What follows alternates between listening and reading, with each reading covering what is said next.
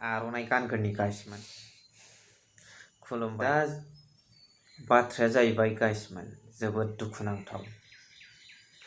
जोंनिनो बर' फिसाफ्रा मा जालांगासिनो दङ, बबे एंगेलजों दिनै बर'फोरखौ गाख्रेबगासिनो दङ होननाय बादिसो जानोसै। खोथाथाय खोथा, गिदिर गिदिर बिफांनि सायाखौ खाथियाव मोनजायालै एसे गोजानावसो होननाय बादि। दिनै खोथाजों बुङो मुसे, आसाम सरकारा मावो आलादा। बेखौनोथ' जोङो फैबाय थानाय इयुना नोजोर होनो गोनां। जाया नङा दिनै जालांबाय। बर' स्टुडेन्टफ्रा सोरबा सिलचराव सुइसाइड जानाय मोन्दों, सोरबा ट्रेनाव बक्सिं गेलेनो थांनायाव, सोरबा आर्सारि गेलेनो थांनायाव थैनाय, बेफोरबायदि नुनो मोन्दों। आरो इभिक्सनाथ' लागातार खाथि 3 टाइम्स जानानै थांबाय अनलि बर'फोरनि सायाव। स' बेनि बागै दिनै आङो सावरायनो लादों। स' वेलकाम टु दा जिबि ब्लग। नोंथांमोन बयखौबो जिबि ब्लगआव बरायनानै लाग्रोबाय। लोगोसे आसा खालामदों इसोरनि अननायाव नोंथांमोन बयबो मोजाङै मोजां दं। जाय बिनानाव करिश्मा ब्रह्मआ क'क्राझार जिनज्रिबिलनि, बिथाङा फरायनो थांदोंमोन सिलचराव। बिथांखौ गुन गोनां फरायसा होननानै मिथिनो मोननाय जादों। आरो दिनैसिमावहाय बिथांनि थैनायनि फारसे फुलि डिटेल्सखौ मोनजोबनाय जायाखै। अब्लाबो बाथ्राया सुइसाइड खालामनानै थैनाय, बेखौ जोङो मोनदांनो हाबाय। दा बिथांनि थैनायनि थाखाय आङो जोबोद दुखु फोरमायहरो बिथांनि न'खरनिसिम। आरो सासे गुन गोनां फरायसाया थैनायावहाय बर'फोरा मोनसे लस दङ। ओरैबायदि मोनसे बाथ्राखौ आङो गोदो उन्दै समनिफ्रायनो गोसोआव लाबोदों। थिंक ग्लबेलि एक्ट लकेलि होननायखौ। मावनाया लकेलावब्लाबो साननाया बुहुमनाङै जानांगौ। थिग बिदिनो दिनै बर'नि सासे गुन गोनां फरायसाया गोमानानै थांनाय मानि आसामनि फरायसाया गोमानानै थांनाय। आसामनि मानि इन्डियानि मानि सारा संसारनि सम्पद। स' बे एंगेलजों नायोब्ला जों जोबोद लस मोनो। दिनै जाथाया मा जादोंमोन, बे जाथायनि सायाव जाहाथे आसाम सरकारा बा बिटिआर सरकाराबो नारसिननो हायो आरो जोंनि बर'नि माहारियारि आफादफ्राबो नारसिननो हायो। बे जाथायनि सायाव जाहाथे थाबैनो मोनसे स्पेसियेल इनभेस्टिगेशना जानानै फैयो। जाहाथे बे जाथायनि बागै जों मोजाङै मोनथिनो हायो।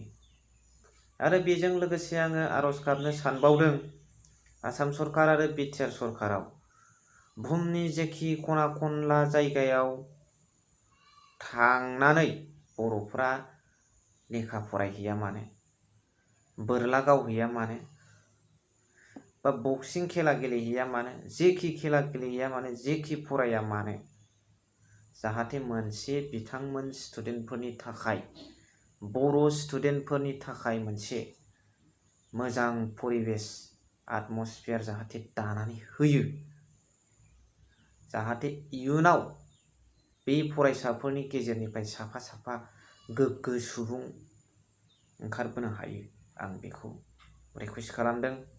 आरो बेजों लोगोसे जोंहा दाबावैसो गुवाहाटीनि बरबारियाव बर'फोरखौ, हारसा बर' मिक्सआप थानाय 200थासो न'खर होनदों ससियेल मिडियाआव। बेवहाय उइदाउट एनि एडभान्स नटिफिकेसन, जेबो सिगां खौरां हराजासे आसाम गभर्नमेन्टआ बर'फोरखौ लोगोसे बेयाव थानाय गासिबो सुबुंफोरखौ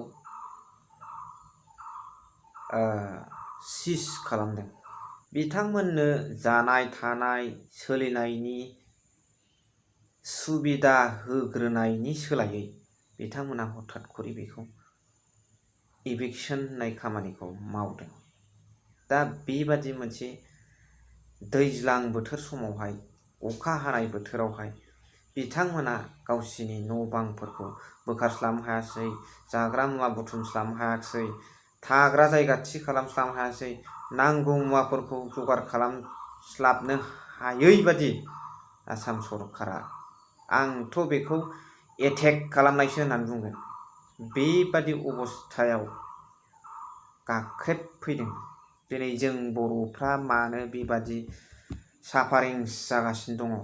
साननो गोनां जाबाय गाइसमोन। बेडमिन्टन गेलेजानोसै नामा? हरै थांबा ओरै थाम बुहरजानाय।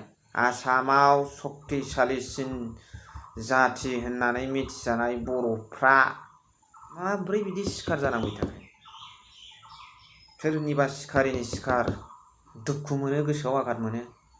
आलाय सिलाय मोदै रथ' गाबनाय ससियेल मिडियायाव नायदों आङो। जायखुनु जाया बर' दैदेनगिरि, एनि लिडार्स अफ बड', आं मोनसे प्रश्न दैखांनो लुबैदों गाइसमोन। आच्छा, बेफोरबादिनो मोनसे कनक्रिट सलुसन दंना गैया जाखो? जिबनावथ' समस्या गैया नङा थायो, जाथियावबो थायो, खिन्थु नेग्लेक्ट होननाय बुस्थुआ एसे उसुबिदालै। बे नेग्लेक्टजों सुबुंजों सुबुं सोमोन्दो एरा, थबस्र'सो जरो।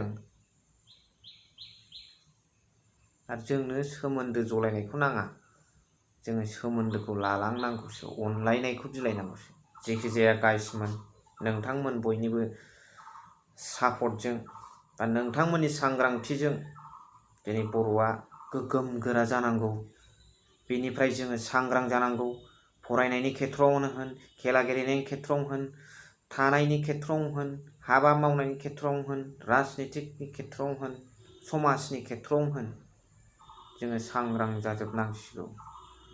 स' गाइसमोन, भिडिअखौ आङो बारा गोलाव खालामनो सानाखै। जोबथारनायाव लोगोसेयैनो नोंथांमोन बयबो आंनि भिडिअखौ जोबजासिम नायनायनि थाखाय आङो रोजा रोजा साबायखर बावहरबाय। थेंक इउ भेरि माच फर वाचिं। लाभ इउ अल।